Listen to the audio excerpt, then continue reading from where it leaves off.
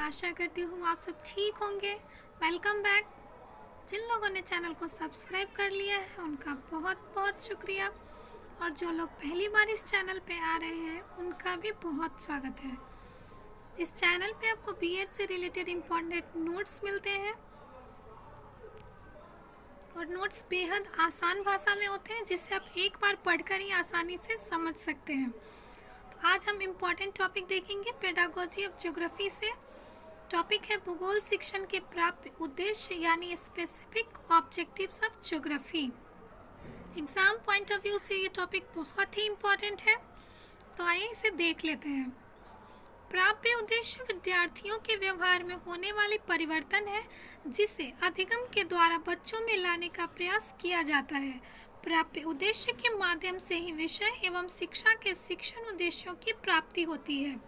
प्राप्य उद्देश्यों की प्राप्ति बालकों में कक्ष, अतिरिक्त शिक्षण एवं अन्य शैक्षणिक कार्यक्रमों द्वारा प्राप्त होती है। इस प्रकार विद्यार्थियों के व्यवहार में होने वाले परिवर्तन 3 क्षेत्रों के माध्यम से होता है। वह है संज्ञानात्मक क्षेत्र, भावात्मक क्षेत्र तथा क्रियात्मक क्षेत्र।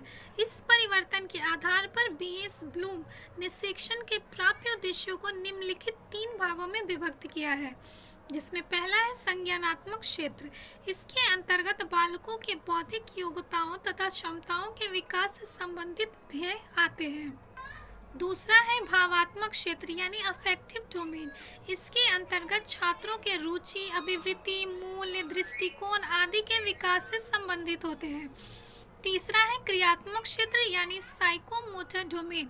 इसके अंतर्गत विद्यार्थियों के शारीरिक योग्यताओं का विकास होता है, यानी छात्रों के व्यवहार में परिवर्तन। उक्त 3 क्षेत्रों में विकास करना ही भूगोल शिक्षण का उद्देश्य माना गया है।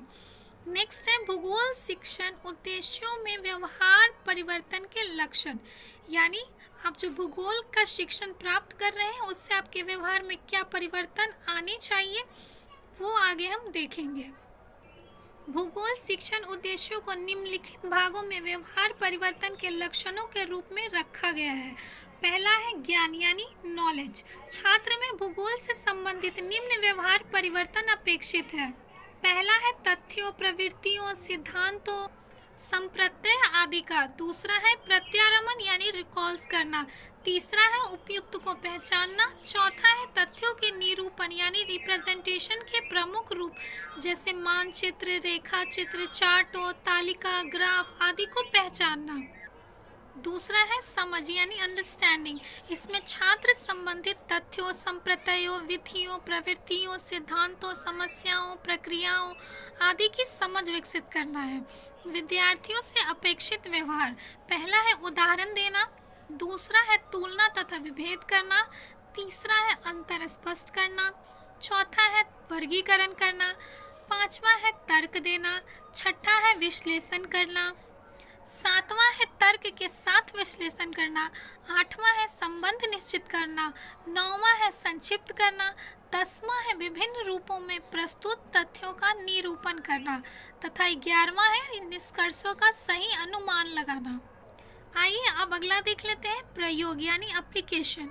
विद्यार्थी अज्ञात परिस्थितियों में ज्ञान और अवबोध का प्रयोग करता हो तथा आलोचनात्मक एवं तार्किक चिंतन करता हो। इस प्रकार विद्यार्थी का अपेक्षित व्यवहार निम्न हो सकता है। पहला है समस्या का विश्लेषण करना। दूसरा है तथ्यों की उपयोगिता की जांच करना। तीसरा है समस्या समाधान में उचित हल तलाश करना। चौथा है उपकल्पना का निर्माण, जांच एवं संबंधित प्रमाण का पता लगाना। पांचवा है समस्या में दिए गए तथ्यों में परस्पर संबंध स्थापित करना। छठा है समस्या को आत्मविश्वास के साथ हल करना। और सातवां हुआ मूल्यांकन करना। आइए अगला देख लेते हैं कौशल यानी स्किल। छात्रों में अपेक्षित व्यवहार विकसित करना है। पहला है भौगोलिक गणना करना। दूसरा भौगोलिक उपकरण का सही प्रयोग। तीसरा उपकरण की सहायता से तथ्यों का विश्लेषण कर निष्कर्ष निकालना। चौथा मानचित्र, चित्र, आरेख आदि बनाना। पांचवा प्रतिरूप बनाना। और छठा हुआ तथ्यों के प्रस्तुतिकरण को दूसरे रूप में प्रस्तुत करना। अगला है रुचि यानी इंटरेस्ट। पहला हुआ भूगोल से संबंधित पुस्तकों और भौगोलिक सामग्री का अध्ययन करने में रुचि पैदा करना। दूसरा, प्रकृति निरीक्षण, मॉडल चित्र, मानचित्र आदि निर्माण में रुचि पैदा करना। तीसरा हुआ अवकाश के समय में भूगोल को समझने और हल ढूंढने का प्रयास करना। चौथा हुआ भौगोलिक समस्याओं के बारे में दूसरों से विचार विमर्श करना तथा ऐतिहासिक अर्थात भौगोलिक एवं सामाजिक दृष्टिकोण से महत्वपूर्ण क्षेत्रों का भ्रमण करना। और पांचवा हुआ अवकाश के समय भौगोलिक अध्ययन करना। आइए अब आखिरी पॉइंट देख लेते हैं, दृष्टिकोण यानी एटीट्यूड।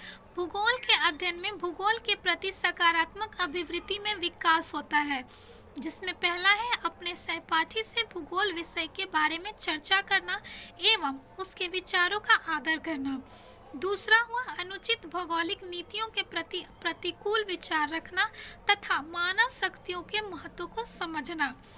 तीसरा हुआ हमारी संस्कृति के विभिन्न धर्मों संप्रदायों को समझना तथा उनका आदर करना। चौथा हुआ मानव शक्ति को समझना तथा उनका आदर करना। उपरोक्त शिक्षण के उद्देश्य का महत्व भूगोल शिक्षण के लिए आवश्यक है। आप सबको ये वीडियो कैसा लगा कमेंट करके ज़रूर बताइएगा, और अगर वीडियो पसंद आया हो तो लाइक शेयर और सब्सक्राइब ज़रूर कीजिएगा। मिलते हैं जल्दी नए वीडियो में। Thank you.